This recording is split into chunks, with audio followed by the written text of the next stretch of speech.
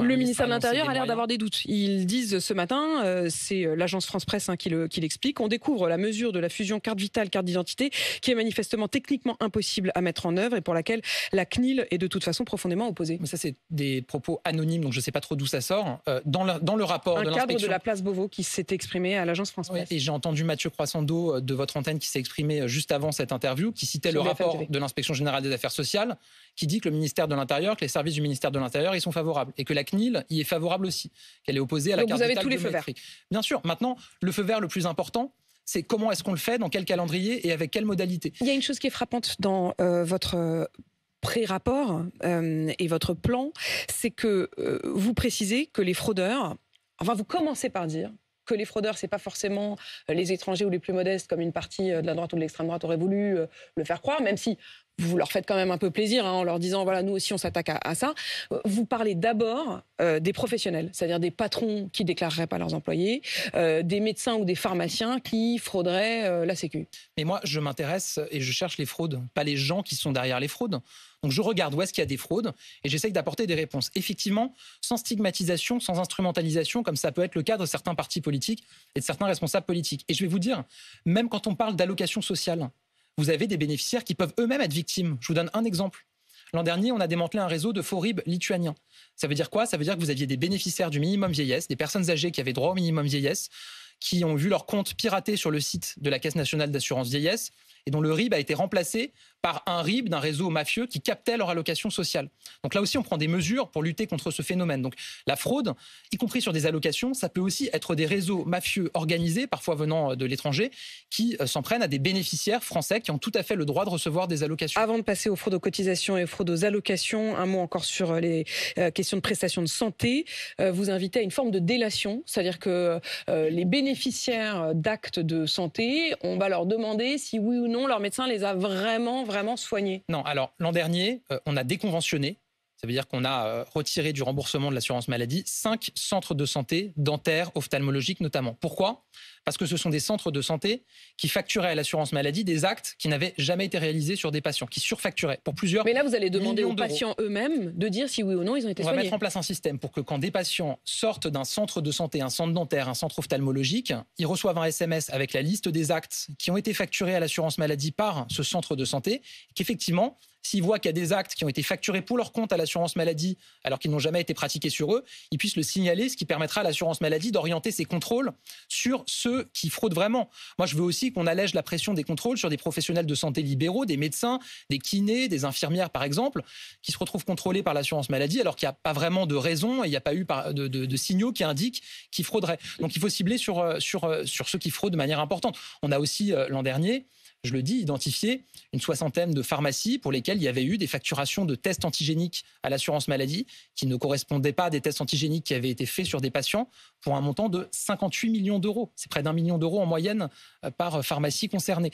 Donc encore une fois, moi je ne stigmatise pas, je ne dis pas que tous les professionnels de santé ou tous les pharmaciens ou tous les centres de santé fraudent. Je dis qu'il y a des fraudes et qu'il faut les identifier, qu'il faut y répondre. Parce que c'est le meilleur moyen de redonner confiance aux Français dans notre modèle social. Moi, c'est ça qui m'importe, indépendamment des questions budgétaires, des moyens. Je veux que les Français gardent la confiance dans leur modèle social. Et le meilleur moyen d'avoir confiance dans le modèle social, c'est de garder le contrôle sur notre modèle social, en reprenant le contrôle sur ce qu'on donne et à qui on le donne. Gabriel Attal, il y a donc la fraude aux prestations de santé, on vient d'en parler, la fraude aux cotisations, en gros, c'est le travail au noir, c'est-à-dire que ce sont des patrons qui ne déclarent pas leurs employés, 800 millions d'euros de chiffre d'affaires non déclaré, voilà ce que vous dites notamment.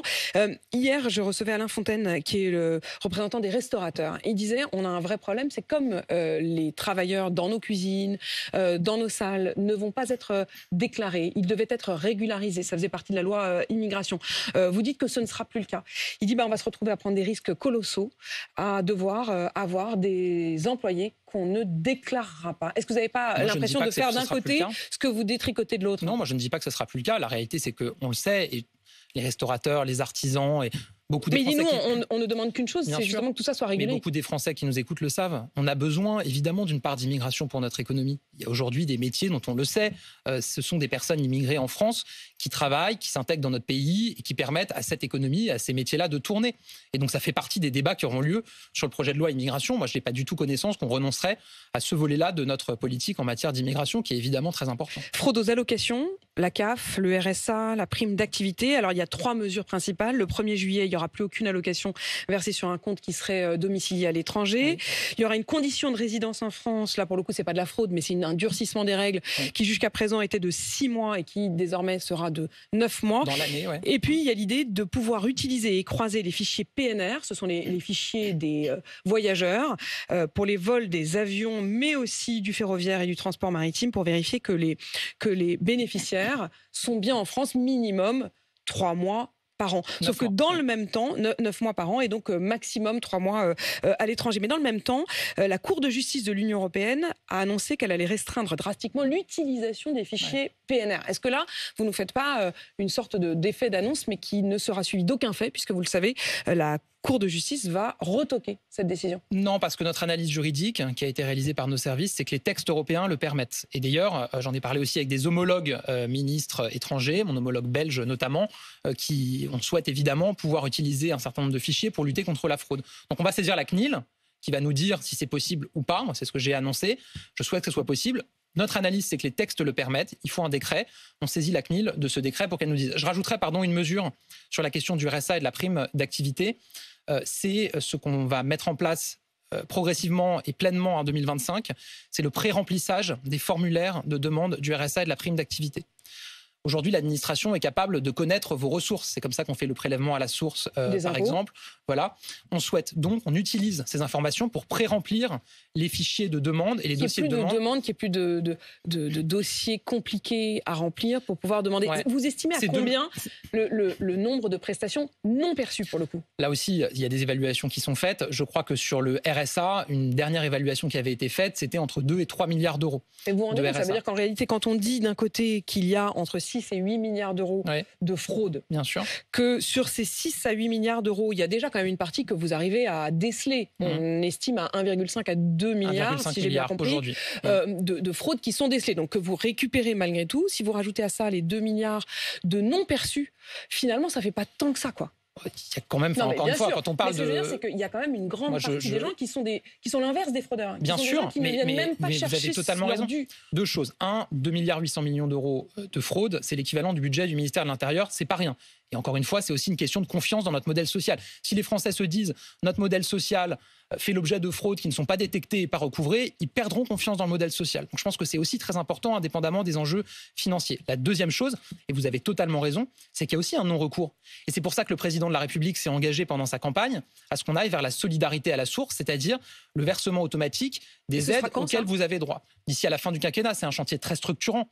Mais la première étape, c'est ce qu'on va faire à partir du 1er janvier 2025 pleinement, c'est-à-dire pré-remplissage de vos demandes pour le RSA et la prime d'activité. Ça permettra à la fois à des gens qui ont droit à une allocation sociale, par exemple des agriculteurs qui ont droit au RSA, qui ne le savent pas forcément, d'en bénéficier plus facilement.